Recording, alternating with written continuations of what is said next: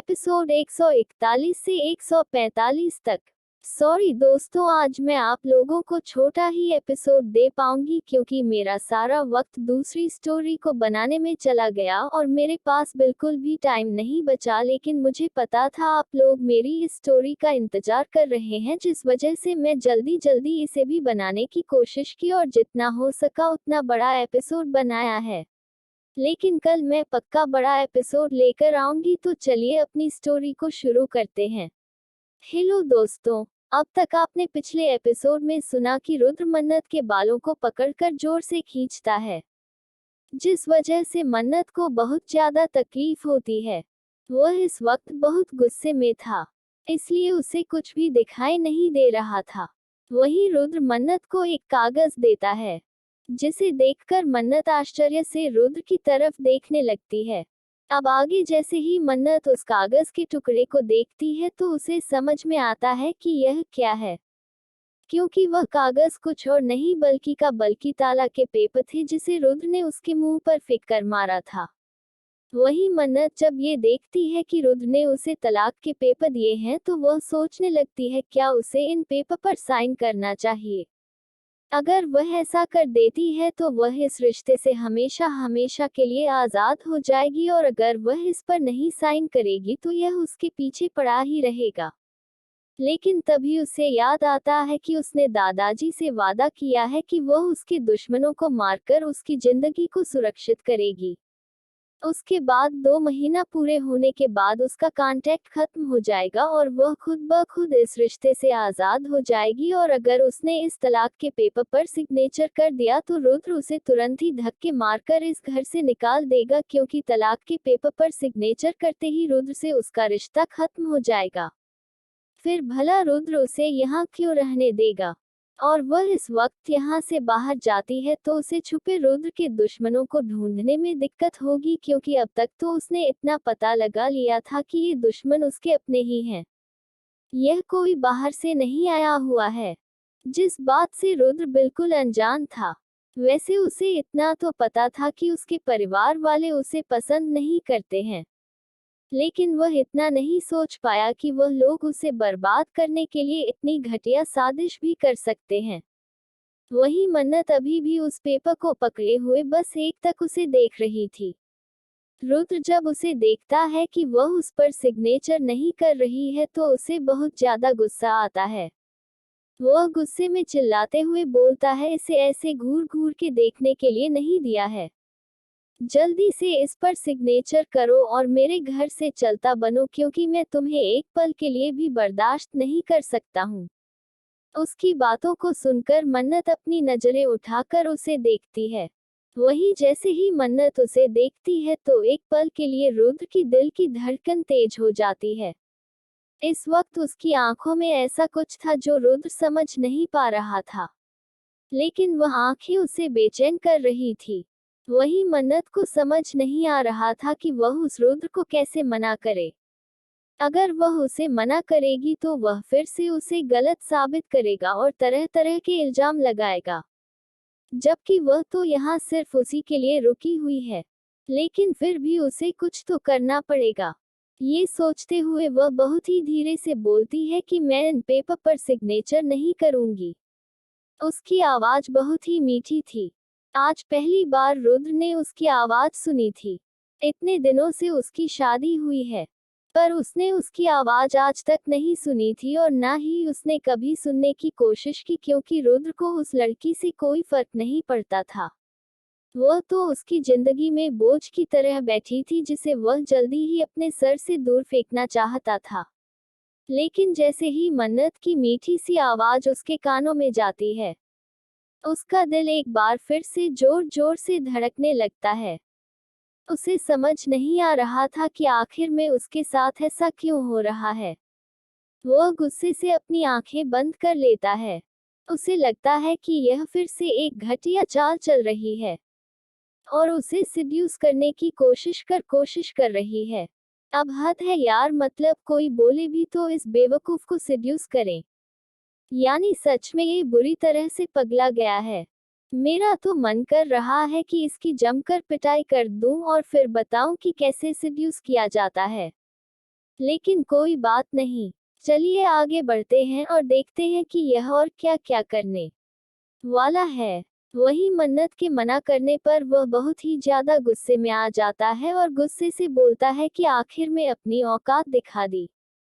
तुम जैसी घटिया लड़की, मुझे अच्छे से पता था कि कभी आसानी से इन कागजातों पर सिग्नेचर नहीं करेगी। आखिर में तुम मेरे पैसे को छोड़कर इतनी आसानी से वापस उस गरीबी में जाना तो नहीं चाहोगी। इतना बोलते हुए उसके होठों पर बहुत ही तीखी सी मुस्कुराहट थी, मानो वह उसे चिढ़ा रहा हो।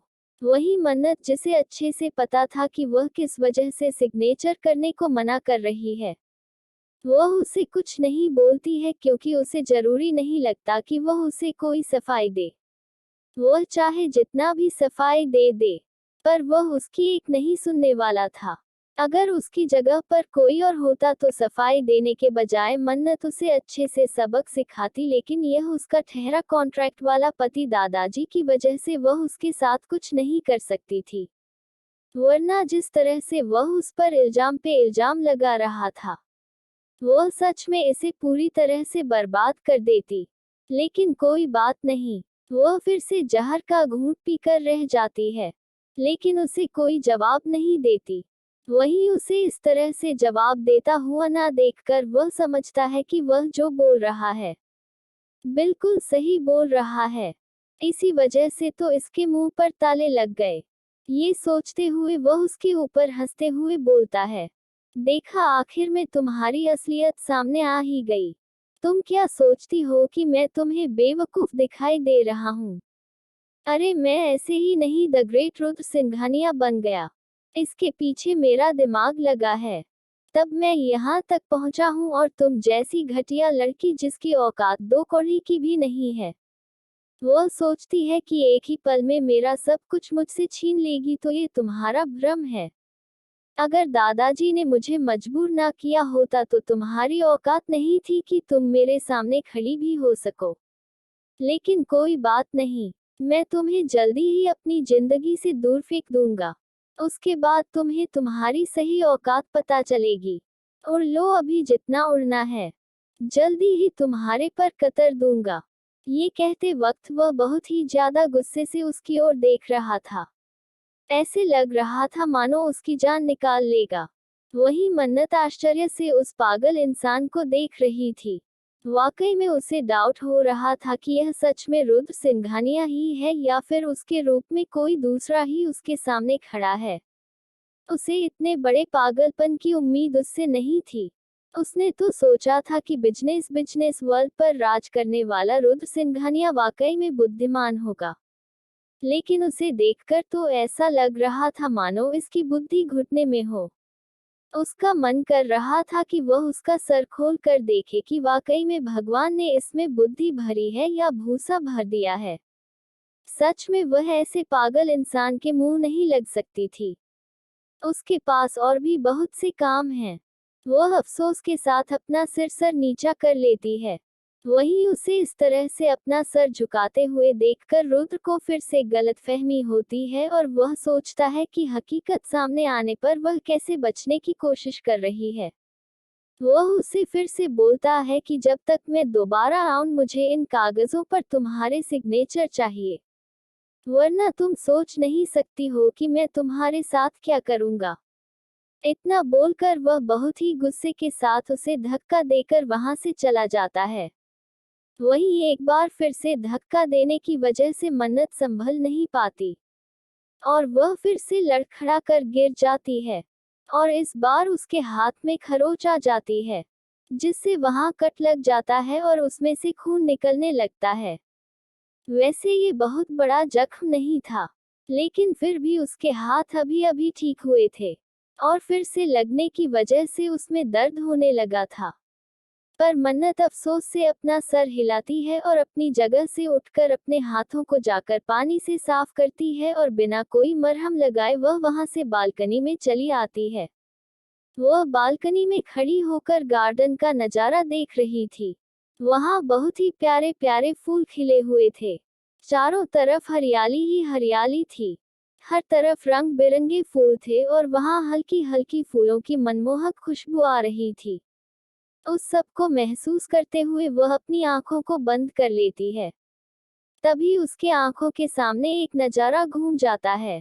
एक छोटी सी लड़की अपने माँ को जोर जोर से पुकार रही थी और बोल रही थी, माँ मुझे पकड़ो ना, माँ मुझे पकड़ो ना। ये कहते हुए वह पूरे गार्डन में घूम रही थी। वहीं उसकी माँ उसके पीछे पीछे दौड़ रही थी। दोनों माँ बाप के खिलखिलाकर हंसने की आवाज पूरे गार्डन में चारों तरफ फैल रही थी। वाकई में बहुत ही दिल को मोह लेने वाला नजारा था। वहीं उसकी माँ उस बच्ची के पीछे पीछे जानबूझकर धीरे धीरे दौड़ रही थी और वहीं वह बच्ची खुशी के मारे आगे आगे भाग रही थी। उसे लग रहा था कि उसकी माँ उससे हार गई और उसे पकड़ नहीं पाई। वहीं उसकी खुशी को देखकर उसके माँ के होठों पर भी प्यारी सी मुस्कुराहट थी। अपनी बच्ची को इस तरह से खुश होते देखकर उसके माँ के दिल को बहुत ही सुकून मिल रहा था। तभी अचानक से वह बच्ची गिर जाती है और उसके हाथों में हल्की सी खरोच आ जाती है। ये देखकर मानो उसके माँ की जान ही निकल जाती है। वह जोर से चिल्लाती है। बच्चा संभाल के, इतना बोलकर वह भाग के उसके पास आती है और तुरंत ही उसे अपनी गोद में उठाकर अपने सीने से लगा लेती है। वहीं वह बच्ची अपने हाथों में हल्का सा खून देखकर जोर जोर से रोने लगती है और बोलती है, माँ माँ देखो, मेरे हाथों से खून निकल रहा है, मुझे बहुत दर्द हो रहा है, मुझे बहुत दर्द हो रहा है। वहीं अपनी बच्ची को इस तरह रोता हुआ देखकर मानो उसके माँ के दिल में दिल के टुकड़े हो रहे थे।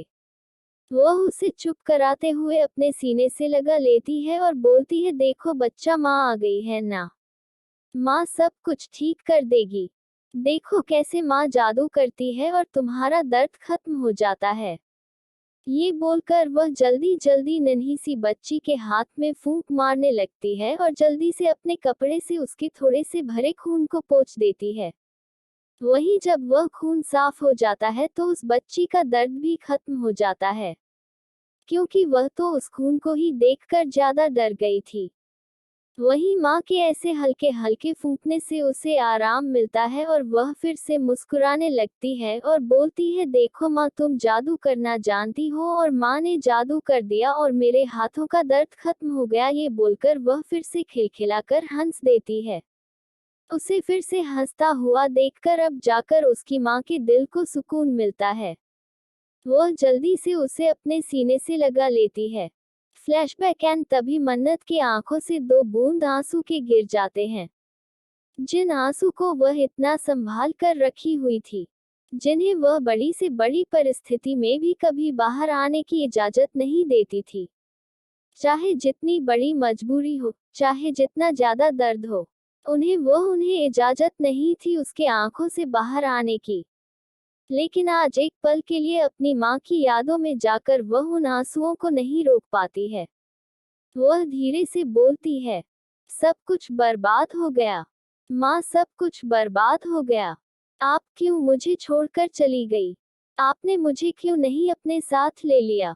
आपके बिना ये जिंदगी बहुत ही दर्द देती है। ये बोलते वक्त उसके आवाज में इतना दर्द था कि अगर उसे कोई सुन लेता तो उसके आंखों के आंसू बंद ना होते। इस वक्त मन्नत के दिल में बहुत ही दर्द हो रहा था। उसे धीरे धीरे कर सब कुछ याद आने लगता है। अब तक उसके साथ क्या क्या हुआ था, कैसे उसकी माँ उससे दूर हो गई थी, ये सब कुछ याद करके उसका दिल टुकड़ों में बट रहा था।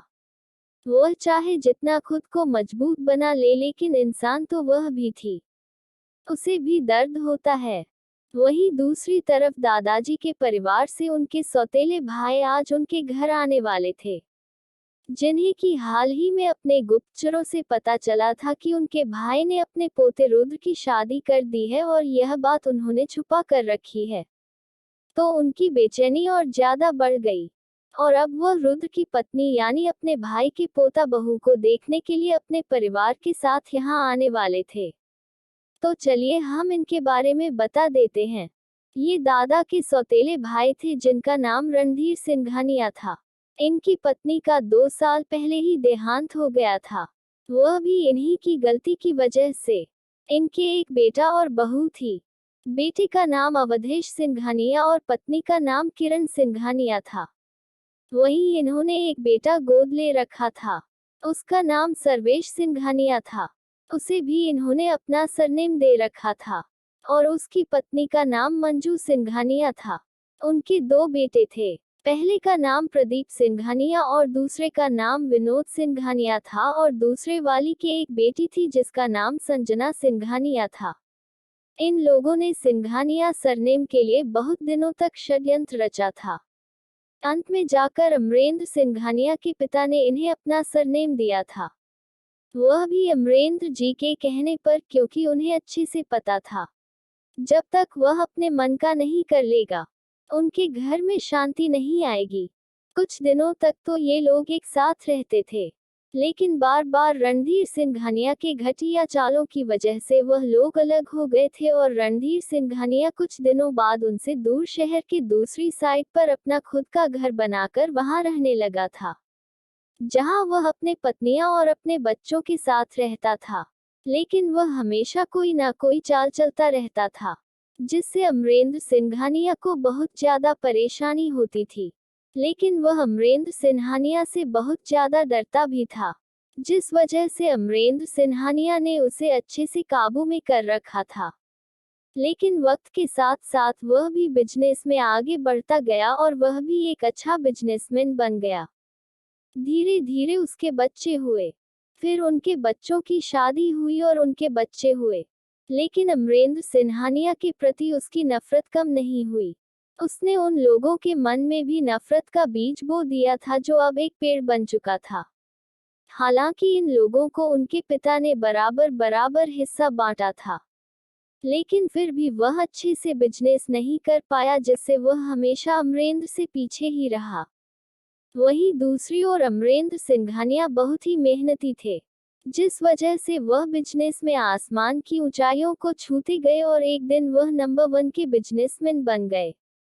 उन्हें इस तरह कामयाब होता देखकर रणधीर सिंघानिया हमेशा उनसे जलता था और उनसे बहुत ज्यादा नफरत करता था। यही वजह थी कि उसने अपने बच्चों को भी उसके खिलाफ भड़का दिया था। वहीं अमरेंद्र सिंघानिया हमेशा किसी ना किसी तरह से उनके बच्चों की हेल्प ही करता था, क्योंकि वह लोग भिखारी की तरह जब देखो तब मुंह उठाकर चले आते थे और हमेशा पब्लिक के सामने उन्हें अपना काम करने के लिए मजबूर करते थे, जिससे मजबूर होकर उन्हें उनकी हेल्प करनी पड़ती थी, वरना उनकी रेपुटेशन बर्बाद हो जाती। बस यही एक कारण था कि वह उन्हें बर्दाश्त करते थे। वह उन्हें बिल्कुल भी अपना परिवार नहीं मानते थे, क्योंकि उन्हें अच्छे से पता था ये लोग बहुत ही घटिया प्रवृत्ति के हैं, ये कभी सुधर नहीं सकते हैं। लेकिन उन्होंने उन लोगों से दूरी बना रखी थी, इस वजह से उन्हें ज्यादा डर नहीं था। बस इसी कारण से अब तक वह निश्चिंत थे। लेकिन अचानक से इस तरह बार बार रुद्र पर हमला होने की वजह से उन्हें उन पर तो थोड़ा बहुत डाउट था, और अब तक मन्नत ने भी बहुत कुछ पता लगा लिया था। थोड़ी ही देर में एक सर्वेंट आकर मन्नत को कहती है कि घर में कुछ मेहमान आए हैं, इसलिए आप अच्छे से तैयार हो जाए। वहीं उसकी बातों को सुनकर मन्नत को समझ में आ जाता है कि कौन आया है, क्योंकि दादाजी ने पहले ही उसे बता दिया था। और दादाजी को ये बात इसलिए पता थी क्योंकि दादाजी ने उन लोगों को यहाँ आने से साफ साफ मना किया था। जब भी वह लोग यहाँ आते थे तो उन्हें दादाजी की इजाजत लेकर आना पड़ता था, जिससे दादाजी को पता चल जाता था कि उनके घर में कब कौन आ रहा है। वैसे भी दादाजी इन्हें बिल्कुल भी पसंद नहीं करते थे। वहीं वह लोग रुद्र से बहुत ज्यादा डरते थे, क्योंकि रुद्र खुद में एक शैतान था और वह लोग कभी भी रुद्र के सामने उसे परेशान करने की कोशिश नहीं करते थे। उन्हें जो करना होता था वह बहुत ज्यादा छिपकर करते थे, जिससे रुद्र को कानों कान खबर भी नहीं हो पाती थी। और यह सब सारा षड्यंत्र उन्हीं का रचा हुआ था। उन्होंने इस बार रुद्र को जान से मरवाने की अच्छी खासी कोशिश की थी, लेकिन वह सब विफल हो गए थे। वहीं जब उन्हें लगता है कि वह आसानी से रुद्र को टारगेट नहीं कर पाएंगे, तो अब उनका निशाना रुद्र की पत्नी पर था। उन्हें यह नहीं पता था कि रुद्र के साथ रुद्र की पत्नी का रिश्ता कैसा है। उन्हें तो यही लगता था कि रुद्र अपनी पत्नी के साथ अच्छे से रहता होगा, तभी तो उसने शादी की है। वरना रुद्र कोई ऐसा इंसान नहीं था जिसके साथ जोर जबरदस्ती की जा सके। बस यही सब सोचकर वह लोग भी बहती गंगा में हाथ धोने आ गए। पर उन लोगों को नहीं पता था कि यहाँ तो रुद्र के साथ कुछ उल्टा ही माजरा था, जो अपनी पत्नी को बिल्कुल भी पसंद नहीं करता था। अगर ये लोग उसे जान से मार दे तो भी वह कुछ बोलने वाला नहीं था। लेकिन फिर भी वह इतना घटिया नहीं था कि अपने दुश्मन को अपने घर के लोगों को नुकसान पहुंचाने दे सकता था। वैसे भी वह इन लोगों से बहुत ज्यादा नफरत करता था, लेकिन आज तक इनके कारनामे उसके सामने नहीं आए थे, जिस वजह से वह इन्हें कभी इनके हाथ नहीं पकड़ सका और न इन्हें किसी तरह से सजा दे सका। जब तक वह शांत थे, उसे कुछ करने की जरूरत नहीं थी। यही सब सोचकर वह सिर्फ अपने काम पर ही ध्यान दे रहा था। उसे दूर दूर तक अंदाजा नहीं था कि उसके पीठ पीछे ये लोग कितना बड़ा षड्यंत्र रच रहे हैं। वहीं उनकी पूरी फैमिली आकर हाल में बैठी हुई थी। दादाजी ने उन्हें इंतजार करने के लिए कह दिया था। वैसे भी वह अभी उनके सामने जाना नहीं चाहते थे। उन्हें तो उन लोगों के सामने भी आना अपना वक्त बर्बाद करने के बराबर ही लगता था। जब सर्वेंट दादाजी को बताती है कि छोटी बहू अच्छे से तैयार हो चुकी है और अब वह नीचे आने वाली हैं, तब जाकर दादाजी वहां आते हैं, क्योंकि वह बिल्कुल भी नहीं चाहते थे कि मन्नत को किसी भी तरह की कोई प्रॉब्लम हो। उन्हें अच्छे से पता था, उसके इस भाई और उनके बच्चों की जबान बहुत ही जहरीली है। पता नहीं वह अपने किन शब्दों से उनके पोता बहू को तकलीफ पहुंचाए, और वह ये सब बर्दाश्त नहीं कर सकते थे, जिस वजह से वह पहले से ही आकर वहां बैठ जाते हैं। जैसे ही नरधीर उन्हें देखता है तो वह बड़े प्यार के साथ उठकर उनसे हाथ मिलाता है। वहीं दादाजी का तो बिल्कुल भी मन नहीं था, लेकिन मजबूरी में उन्हें ये सब करना पड़ता है। फिर वह अपने बच्चों को इशारा करता है तो सभी बारी बारी से जाकर दादाजी के पैर छूते हैं। वहीं दादाजी अपना मुंह बनाकर उन्हें आशीर्वाद दे रहे थे। थोड़ी देर बाद दादी जी, जो उन्हें बिल्कुल भी पसंद नहीं करती थी, जिन्हें दादाजी ने ही कहा था कि आने को, उनका तो मन ही नहीं था नीचे आने को, लेकिन फिर भी दादाजी के बातों का सम्मान करते हुए वह भी वहां आ जाती हैं। वहीं जैसे ही रणधीर दादी जी को देखता है तो उसके होठों पर एक कुटिल मुस्कान छा जाती है। वैसे दादी जी अपने जवानी में बहुत ही ज्यादा खूबसूरत थी और यह घटिया इंसान हमेशा उनके पीछे पड़ा रहता था। लेकिन वह इतनी बेवकूफ नहीं थी कि किसी घटिया इंसान को पसंद करती। इसलिए उन्होंने दादाजी को अपनी पसंद बनाया और उनसे शादी कर ली, जिस वजह से रणधीर हमेशा उनसे नफरत करता रह गया, और आज जब उन्हें देखता है तो वह उसी घटिया तरीके से उन्हें देख रहा था जो दादी को बिल्कुल भी पसंद नहीं आता। दादी जी उन्हें घूर कर देखती है और मन ही मन कोसते हुए बोलती है, बुढ़ा साला सठिया गया है। लेकिन देखो तो इसकी आदत ऐसे लग रहा है जैसे जवानी छाई हुई है और 20 साल का जवान समझ रहा है। मेरा तो मन कर रहा है इसका मुंह नोच लूं, इसकी आंखें फोड़ दूं। दादी मन मन उसे बहुत ही ज्यादा गाली दे रही थी और होठों पर फीकी से मुस्कान लेकर वहां बैठी हुई थी। वहीं वह अपनी गंदी नजरों से उन्हें ताड़ रहा था। दादाजी भी यह सब कुछ देख रहे थे। बस यही एक कारण था जो उस घटिया इंसान को वह अपने घर नहीं आने दे देते थे, क्योंकि उन्हें ये सब बातें पहले से ही पता थी। वहीं उन्हें ये भी पता था कि दादी जी उन्हें देखकर कितनी ज्यादा नफरत करती हैं। बारी बारी से सभी लोग दादी जी से भी मिलते हैं और उनका आशीर्वाद लेते हैं। सबके चेहरे पर इतनी अच्छी मुस्कान थी कि अगर उन्हें कोई अच्छे से ना जानता तो उनके मन के जहर को नहीं पहचान सकता था। वही चेहरे पर मुस्कान लिए है, अंदर ही अंदर वह लोग उनके शानो शौकत देखकर जल भूंज रहे थे। आखिर में अमरेंद्र सिंघानिया बहुत ही ज्यादा अमीर थे। उनकी बराबरी करना तो वह सपने में भी नहीं सोच सकते थे। वही मन्नत सीढ़ियों से होते हुए धीरे धीरे वहां आती है। जैसे ही दादी जी मन्नत को देखती हैं तो जल्दी से वह मन्नत के पास जाती हैं और उसे अपने पास लाकर बैठा लेती हैं, क्योंकि वह नहीं चाहती थी कि मन्नत उन लोगों के पास जाए बैठे और उनसे घुले मिले। वही मन्नत एक नज़र उन सब पर डालती है और उसे एक पल भी नहीं लगता उनके इरादों को समझने में। उसके होठों पर हल्की सी मुस्कान आ जाती है। वही वह सारे लोग मन्नत को देखकर अपना मुंह बना लेते हैं क्योंकि मन्नत वहां पर सबसे ज्यादा सांवली दिख रही थी। जब वह लोग देखते हैं कि वह लड़की देखने में कैसी लग रही है तो उन सबका मुंह बन जाता है। तभी अवधेश जी की बीवी किरण जी के मुंह से अचानक से निकल जाता है, हमने तो सोचा था रुद्र किसी परी से शादी करके लाया होगा, पर यहाँ तो कुछ और ही देखने को मिल रहा है। मुझे समझ नहीं आ रहा है कि रुद्र को ये लड़की पसंद कैसे आ गई।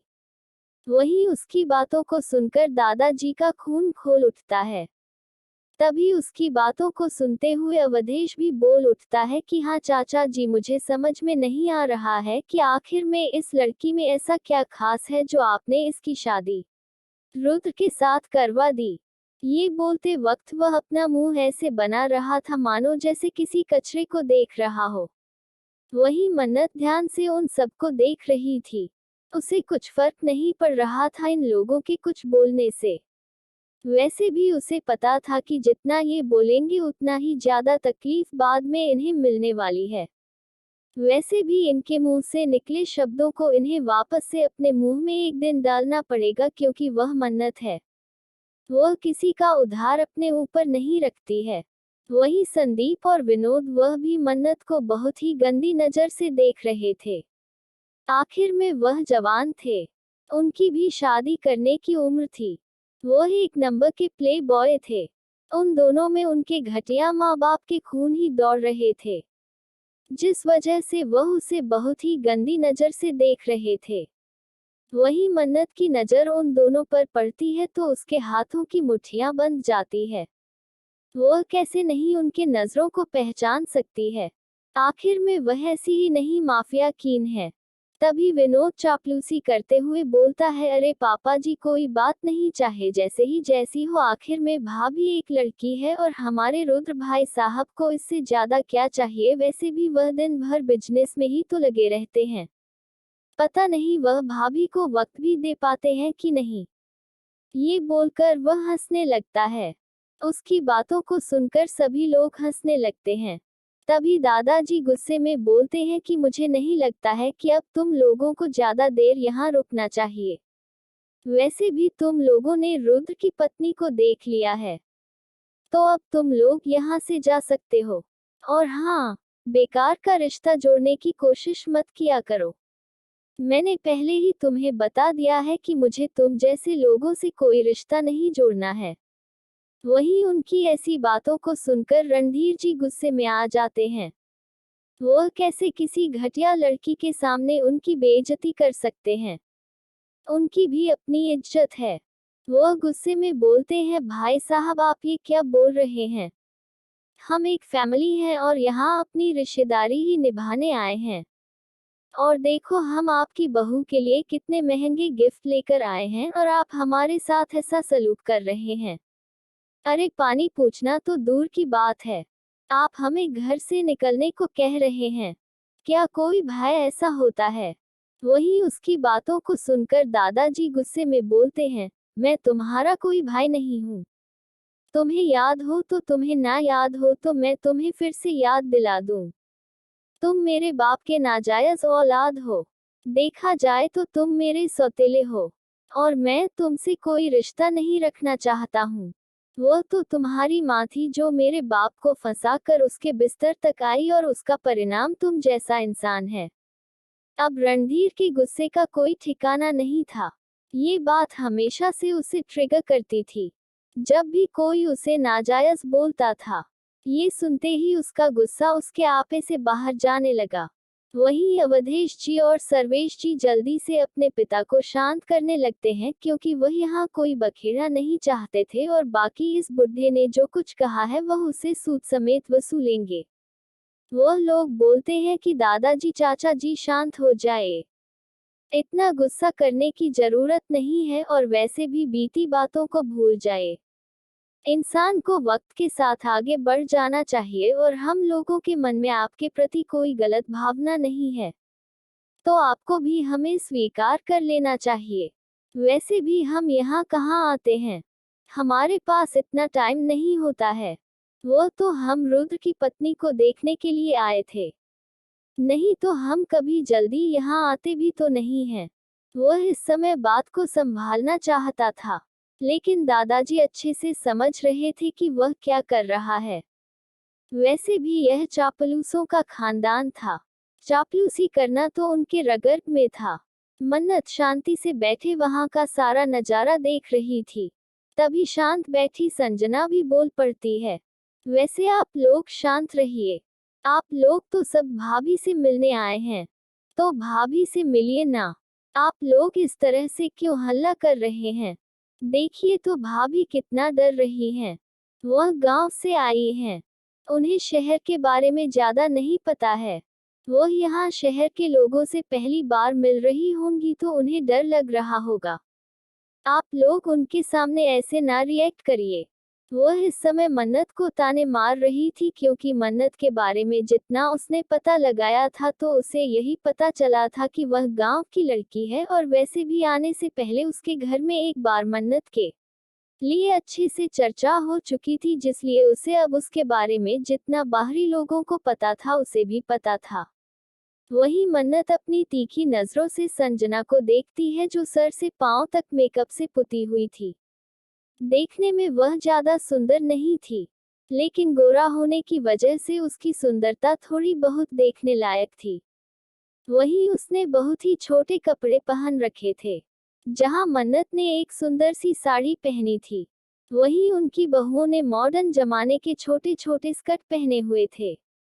ये सब देखकर तो पहले ही दादाजी को बहुत खराब लगा था, लेकिन अब इन लोगों से जैसा कि उनका कोई रिश्ता नहीं था, तो उन्हें ये सब कहना भी ठीक नहीं लगा। वह सज्जा की बात को सुनकर किरण जी और मंजू जी को ही मौका मिल जाता है अपनी इंसल्टी का बदला लेने के लिए। वह लोग भी अब मन्नत को टारगेट कर बोलने लगती हैं कि हाँ देखो वह कैसे डर रही है। वैसे भी गांव के लोग बहुत ही ज्यादा सीधे साधे होते हैं, उन्हें तो दुनियादारी आती ही नहीं है, इसलिए आप लोग शांत हो जाए। फिर वह मन्नत की ओर देखते हुए बोलती है कि वैसे देखने में तो तुम ज्यादा सुंदर नहीं हो, फिर भी पता नहीं क्यों चाचा जी ने तुमको अपनी बहू बना लिया है। लेकिन कोई बात नहीं, अब जब तुम इस घर की बहू बन ही गई हो तो मैं तुम्हें बता दूं, मैं तुम्हारी बड़ी चाची हूँ।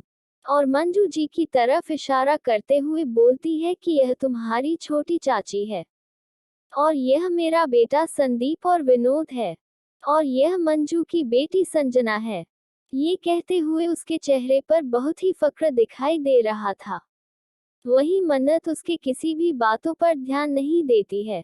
संदीप और विनोद तो उसे ऐसे देख रहे थे मानो उसे अभी ही अपने साथ घसीट कर ले जाएंगे और उसके साथ कुछ गलत कर देंगे।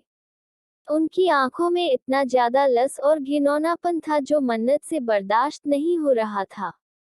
उन्हें देखकर उसे घिन आ रही थी, उसका तो उल्टी करने का मन कर रहा था। वही विनोद बोलता है कि वैसे भाभी जी आपका नाम क्या है? अभी तक आपने तो कुछ बोला ही नहीं। मन्नत का तो बिल्कुल भी मन नहीं था कुछ बोलने का, लेकिन फिर भी अब इतने लोगों के सामने उसे कुछ ना कुछ तो बोलना पड़ेगा। वह धीरे से बोलती है, मेरा नाम मन्नत है। उसकी आवाज बहुत ही मीठी और प्यारी थी, जिसे सुनकर संदीप और विनोद तो उसे ललचाई नजरों से देखने लगते हैं। चलो कोई बात नहीं, ये सांवली है तो क्या हुआ, बिस्तर के नीचे उन्हें सब चल जाएगी। यही उन दोनों के दिमाग में चल रहा था। वह इस बात से बिल्कुल भी अनजान थे कि इस वक्त मन्नत के दिमाग में भी यही चल रहा था कि इन दोनों को वह किस तरह से टॉर्चर करेगी। सच में उन्हें अगर पता चल जाता कि मन्नत उनके लिए इस वक्त क्या सोच रही है तो उनका चेहरा तो देखने ही लायक था। वहीं किरण जी अपने पास से एक लिफाफा निकालती हैं जो उनसे बहुत ही मुश्किल से निकल रहा था, और उसकी ओर मंजू जी की ओर देखते हुए बोलती हैं कि तुम भी अपने साथ जो लाए हो अरे दे दो, इस घर की बहू है तो मुंह दिखाई में कुछ ना कुछ तो देना पड़ेगा। उस लिफाफे में मात्र -5,000 रुपए थे, फिर भी मानो ऐसा लग रहा था जैसे उसमें करोड़ों की प्रॉपर्टी भरी गई हो जो उनसे दिया नहीं जा रहा था। वह अपने पास से उठती है और मन्नत के ऊपर उतारते हुए उसकी गोद में फेंक देती हैं। कहती है कि वैसे तुमने इतने पैसे तो देखे नहीं होंगे। गांव की गरीबी में पलना भरना भी बहुत मुश्किल काम है। फिर भी हम तुम्हारी चाची हैं और तुम्हारे लिए इतना तो कर ही सकती हैं। वहीं उनकी बातों को सुनकर मन्नत को बहुत ज्यादा गुस्सा आता है। फिर भी वह शांत रहती हैं। इस वक्त घर में और कोई नहीं था क्योंकि वह लोग शॉपिंग करने के लिए बाहर गए थे। थोड़ी ही देर में धीरे धीरे कर वहां मेनका जी और सोनाली जी भी आ जाती हैं जो घर के सामान को लेने के लिए गई थी। उन्हें आज कुछ जरूरी सामान लेना था, जिस वजह से वह बाहर गई थी। नहीं तो जल्दी वह बाहर नहीं जाती थी। वहीं उन्हें इस बारे में नहीं पता था कि यह घटिया लोग यहाँ आ रहे हैं। ये लोग भी उन्हें बिल्कुल भी पसंद नहीं करते थे। अक्षत, कुश और कार्तिक इस वक्त घर में नहीं थे। वो सब अपने अपने काम से बाहर गए थे। खुशी भी अपने दोस्त के साथ गई थी, जिस वजह से यहाँ कोई नहीं था। वही संजना पूछती है कि अरे दादी जी, खुशी नहीं दिख रही है, वह कहाँ गई? तो दादी जी बोलती है वह किसी की तरह बेकार बैठी थोड़ा किन रहती है, उसे बहुत से काम होते हैं, तो वह अपने काम करने गई है। दादी जी की बातों को सुनकर संजना को अच्छा नहीं लगता है। वह मुंह बनाकर दोबारा से बैठ जाती है। तब तक में वहां मेनका जी और सोनाली जी भी आ जाती हैं। वह उन लोगों को वहां देखती हैं तो उन्हें बहुत ज्यादा गुस्सा आता है। फिर वह लोग मुंह बनाकर आल में आ जाती हैं, जहां वह सभी बैठे थे। वहीं वह लोग रणधीर जी के पैर नहीं छूती हैं, दूर से ही उन्हें नमस्कार करती हैं, क्योंकि दादाजी ने सख्त मना किया था उन लोगों के पैरों पर झुकने के लिए। उनके घर के कोई भी मेंबर उनके पैर नहीं छूते थे। ये देखकर रणधीर जी को बहुत ज्यादा गुस्सा आता है। वह दादाजी की तरफ देखते हुए बोलते हैं, भाई साहब कुछ भी कह लो, हमारे घर के बच्चों की तरह आपके घर के बच्चों की परवरिश नहीं हुई है। देखो ना, इन्हें इनके अंदर बिल्कुल भी मैनर नहीं है। अपने बड़े बुजुर्गों का किस तरह से सम्मान किया जाता है। उनकी बातों को सुनकर दादाजी भी बड़े एटीट्यूड से बोलते हैं, वो हमारे बच्चे हैं और सिंघानिया परिवार कभी किसी के सामने नहीं झुकता है। इसलिए तुम उन्हें मैनर ना सिखाओ तो ज्यादा अच्छा होगा, क्योंकि मैंने उन्हें पहले ही मैनर सिखा दिया है कि उन्हें किसी के सामने नहीं झुकता है, झुकना है। वहीं उनकी बातों को सुनकर रणधीर जी को बहुत ज्यादा गुस्सा आता है। उनके बच्चे तो झुककर उनके पैर छुए थे, फिर इनके बच्चों में क्या पंख लगे हैं जो वह नहीं झुक सकते हैं। इस समय उन्हें बहुत ही ज्यादा गुस्सा आ रहा था दादाजी पर, लेकिन वह कुछ नहीं करते हैं। वैसे भी उन्हें यहाँ लड़ने झगड़ने का अभी कोई मन नहीं था। वह यहाँ जिस काम से आए थे वह काम तो उनका हो गया था। उनका काम था मन्नत को देखना, जिससे वह उसे आगे चल के मोहरा बना सके, और यह जानना कि वह कैसी लड़की है। अगर कहीं अच्छे घर खानदान से हुई तो उसे हाथ लगाने का मतलब था कि इनके लिए खतरा होता। लेकिन यहाँ आकर और उसके बारे में जानकारी हासिल करके अब उन्हें बुरी तसल्ली हो गई थी कि वह गांव के बहुत ही गरीब परिवार से आई हुई गरीब लड़की है, जिस वजह से अब उसे हाथ लगाने में इन लोगों को कोई भी डर लगने वाला नहीं था। वह सब इस बात से बिल्कुल भी अनजान थे कि जिसे वह गरीब और गांव से आई लड़की समझ रहे हैं। एक बार उसे हाथ लगाकर तो देखें, शायद ही उनके शरीर में उनके हाथ मौजूद रहेंगे। वही मन्नत भी उनके इरादे को अच्छे से जान रही थी। अभी तक वह उन लोगों को देखी नहीं थी, लेकिन अब उसे इन लोगों के बारे में सब कुछ पता चल गया था। एक बार तो अगर वह किसी बेगुनाह को सजा देती, भले ही वह रुद्र की वजह से था, तो उसे अफसोस होता, लेकिन उन्हें देखकर मन्नत को यह अच्छे से समझ में आ गया था कि यह लोग इसी के लायक हैं, और उसे ये भी समझ में आ गया था कि दादाजी उनसे क्यों इतनी नफरत करते हैं, क्योंकि उन्हें देखकर ही घिन आती है। वह लोग तो मुंह लगाने के लायक भी नहीं है।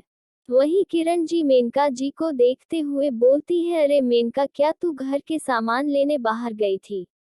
उनकी बातों को सुनकर मेनका जी बोलती है कि हाँ, वह कुछ जरूरी सामान लाना था। जिस वजह से हम लोग बाहर गए थे। हमारे घर में पूजा है, उसी की तैयारी करनी थी। उसके लिए हमने सोचा कि हम ही सामान जाकर ले लेते हैं। वहीं उनकी बात को सुनकर किरण जी बोलती हैं, अरे कोई बात नहीं, अब तुम्हारे यहाँ सर्वेंट की कमी है तो तुम्हें ही तो सारा काम करना पड़ेगा। वैसे हमारे सारे काम हमारे सर्वेंट ही कर देते हैं। वह इतने ज्यादा एजुकेटेड होते हैं कि हमें उन्हें ज्यादा समझाने की जरूरत ही नहीं पड़ती और वह सब कुछ खुद से ही कर लेते हैं। वहीं उनकी बातों को सुनकर मेनका जी को गुस्सा तो बहुत आता है, पर वह इन लोगों के मुंह नहीं लगना चाहती थी क्योंकि उन्हें अच्छे से पता था कि वह जितना ही इनसे बोलेंगी, इन लोगों की जबान उतनी ही चलती जाएगी। और वैसे भी इस वक्त मन्नत वहां बैठी है तो वह लोग ऐसा कोई तमाशा नहीं बनाना चाहती थी, इसलिए वह हंसकर इन बातों को टाल देती है और सर्वेंट को इन लोगों के लिए चाय नाश्ता लाने को बोलती है। दादाजी को बिल्कुल पसंद नहीं आता कि इन्हें उनके घर से पानी भी दिया जाए, लेकिन फिर भी मेनका जी के कहने की वजह से दादाजी कुछ नहीं बोलते। थोड़ी देर बाद वह लोग सब चाय नाश्ता कर वहां से जाने लगते हैं। तो मन्नत उन्हें बोलती है कि आप लोग यहाँ आए, आपसे मिलकर खुशी हुई, और जाने से पहले इन छोटे बच्चों को मैं अपने पास से कुछ देना चाहती हूँ। इतना कहकर वह अपने पास से उन लिफाफों को निकालती हैं जो किरण जी और मंजू जी ने उन्हें दिया था, और उन लिफाफों से पैसे को बाहर निकालती हैं, जिसे देखकर वहां खड़े सभी लोगों को बहुत ज्यादा शर्मिंदगी होती है। फिर वह उन पैसों को संदीप और विनोद और संजना के हाथ में रख देती है। इस वक्त उन्हें ऐसे महसूस हो रहा था मानो कोई उन्हें भीख दे रहा हो। गुस्से से वह अपनी मुट्ठी बंद कर लेते हैं। वही मन्नत बोलती है कि बच्चों, यह मेरी तरफ से तुम लोगों को विदाई है। अगर तुम लोग मेरे घर आए हो तो मेरा भी तो फर्ज बनता है तुम्हें कुछ देने का। अब तक मैं इतनी देर तक मन्नत वहां बहुत ही खामोशी से बैठी थी और उनकी सारी हरकतों को देख रही थी, लेकिन जब उसने बोला तो ऐसा बोला कि सबकी बोलती ही बंद हो गया। किरण जी मंजू जी को कोहिना मारते हुए बोलती है, देखो तो जबान की कितनी तेज है। हमने तो सोचा था सीधी शादी होगी, अभी तक कैसे देवी की तरह मुंह बंद करके बैठी थी, लेकिन जबान खोला तो अपनी सासों की तरह ही जहरीली जबान निकली।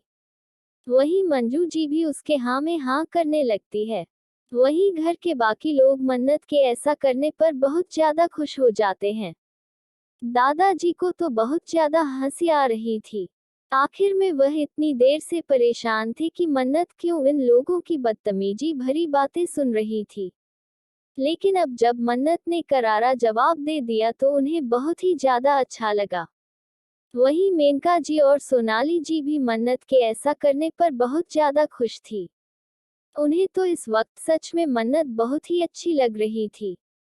थोड़ी देर में वह लोग अपने गुस्से का घूंट पीकर वहां से चले जाते हैं, लेकिन सब जाते जाते मन्नत को ऐसे घूर रहे थे जैसे मानो उसने उनका क्या चुरा लिया हो। वही मन्नत को इन सब से कोई फर्क नहीं पड़ता। उनके जाने के बाद दादाजी बहुत खुशी खुशी मन्नत से बोलते हैं, अरे बच्चा, तुमने बहुत अच्छा किया जो उन्हें इस तरह का जवाब दिया। उन घटिया लोगों की हिम्मत भी कैसे पड़ी तुम्हारे हाथों में 2 कौड़ी का लिफाफा पकड़ाने की। मेरा तो मन कर रहा था कि यह लिफाफा उनके मुंह पर फेंक कर मार दूं, लेकिन मैं सिर्फ कोई तमाशा नहीं चाहता था, इस वजह से खामोश था।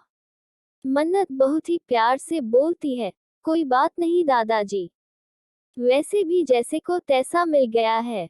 अब मुझे नहीं लगता है कि वह फिर से दोबारा ऐसी गलती करेंगे। उसकी बातों को सुनकर मेनका जी बोलती हैं, अरे नहीं, वह लोग इतने घटिया हैं कि वह बार बार इस तरह की गलती करते रहेंगे। उन्हें सुधारना इतना आसान नहीं है। तभी अचानक से मन्नत बोल देती है कि एक बार जब मैं सुधार दूंगी तो वह बहुत ही अच्छे से सुधर जाएंगे। उसकी बातों को कोई वहां समझ नहीं पाता, लेकिन दादाजी अच्छे से समझ जाते हैं तो वह अपना सर नीचे करके हंसने लगते हैं, क्योंकि इस वक्त उनकी आंखों के सामने सीन चल रहा था कि मन्नत उन लोगों को किस तरह से मार रही है और टॉर्चर कर रही है। उन्हें अच्छे से पता था कि मन्नत कैसे अपने दुश्मनों को टॉर्चर करती है। वैसे भी मन्नत ने अब उनसे कुछ छुपाया नहीं था, जिस वजह से दादाजी को सब कुछ पता था। वहीं रुद्र को भी दूसरी तरफ पता चल गया था कि यह लोग उसके घर आए थे और उसकी बीवी को देखने के लिए आए थे। ये सुनकर उसका खून खौल जाता है। पहले तो उसे बिल्कुल बर्दाश्त नहीं होता कि यह लोग उसके घर आए, और दूसरा ये लोगों की हिम्मत कैसे हुई कि वह उसकी बीवी को देखने आए हैं। उसे इतना ज्यादा गुस्सा आ रहा था कि वह उन लोगों को पीटना चाहता था, लेकिन प्रणव और अर्नव के शांत कराने पर वह शांत हो जाता है। वहीं अर्नव बोलता है कि तुम्हें नहीं लगता है कि यह लोग सिर्फ तुम्हारी बीवी को देखने नहीं आए थे, बल्कि इनका इरादा कुछ और ही होगा, क्योंकि तुम्हें तो अच्छे से पता है पीठ पीछे वार करने की इनकी आदत है। और मुझे तो कहीं कहीं शक होता है कि कहीं तुम्हारे ऊपर हो रहे हमले इन्हीं के दिमाग की चाल तो नहीं है। उसकी बातों को सुनकर रुद्र भी सोचने लगता है कि वाकई में ये लोग भी हो सकते हैं। वैसे भी उसके दुश्मनों की लिस्ट लंबी है, पता नहीं कौन हो सकता है। उसे इस वक्त कुछ भी समझ नहीं आ रहा था। तभी प्रणव बोलता है, अरे यार, ये लोग इतने मजबूत नहीं है कि वह इसे नुकसान पहुंचा सके। लेकिन उसकी बातों को मना करते हुए अर्नव फिर से बोलता है कि चाहे जो कह लो, यह इतने घटिया हैं कि यह किसी भी हद तक जा सकते हैं। वैसे भी इनका साइड बिजनेस स्मगलरिंग करना है, और पता नहीं इन लोगों ने उसके थ्रू कितने पैसे इकट्ठा कर रखे हैं। उनका तो बस एक ही लक्ष्य है, रुद्र को अपने रास्ते से हटाना, जिससे उनका बिजनेस आगे बढ़ सके। रुद्र की वजह से उन्हें कोई भी प्रोजेक्ट नहीं मिल पाता है, जिससे वह बहुत ज्यादा बौखलाए हुए हैं। वहीं उसकी बातों को सुनकर अब प्रणव भी सोचने लगता है। वहीं रुद्र के दिमाग में इस वक्त कुछ और चल रहा था। वह सोच रहा था कि धीरे धीरे कर मन्नत के बारे में सबको पता चलता जा रहा है कि उसकी शादी हो गई है और उसकी कोई बीवी है। वह लोग उसके घर आए होंगे और उसकी बीवी को देखकर जरूर उसका मजाक बनाया होगा, क्योंकि उन लोगों की फितरत से रुद्र अच्छे से वाकिफ था। और उसकी बीवी देखने में सांवली थी और वह गांव की थी, जिस वजह से उन लोगों के सामने आज रुद्र की बहुत ज्यादा बेइज्जती हुई होगी। रुद्र के मन में इस समय उल्टा सीधा ही चल रहा था कि उसकी बीवी के वजह से उसकी इंसल्ट हो गई। हद है यार, मतलब कि दुश्मनों से भी इंसल्ट होने का फितूर अभी उसके मन में भरा हुआ है। मुझे समझ में नहीं आता कि यह इतना ज्यादा नफरत क्यों करता है मन्नत से। चलो कोई बात नहीं, आज जितना नफरत कर रहा है, कल उतना ही तकलीफ इसे होने वाली है। वहीं उसे अब जल्दी से जल्दी मन्नत से तलाक लेना था, जिस वजह से किसी और को उसके बीवी के बारे में पता ना चले और उसकी इंसल्ट ना हो। कहाँ वह अपने आप को the great business man Rudra Singhania समझता है, और कहाँ उसकी बीवी गांव की आई गवार सांवली सी लड़की है, जिसका कोई बैकग्राउंड नहीं है, ना ही जिसकी अपनी कोई पहचान है। वह उसे अपने लायक बिल्कुल भी नहीं समझता है। तो आप लोगों को क्या लगता है, जब मन्नत के बैकग्राउंड के बारे में रुद्र को पता चलेगा तो उसका चेहरा कैसा होगा? क्या वह मन्नत से नजरें मिला पाएगा? क्या हुआ कभी मन्नत के सामने जा पाएगा? जल्दी ही उसे मन्नत के आइडेंटिटी के बारे में पता चलेगा। उसे वक्त रुद्र का चेहरा देखकर मुझे बहुत ही ज्यादा खुशी मिलेगी। चलिए आज के लिए बस इतना ही, और हाँ, जान से पहले कमेंट करना बिल्कुल ना भूले, और यार प्लीज प्लीज लाइक और सब्सक्राइब जरूर कर दीजिएगा।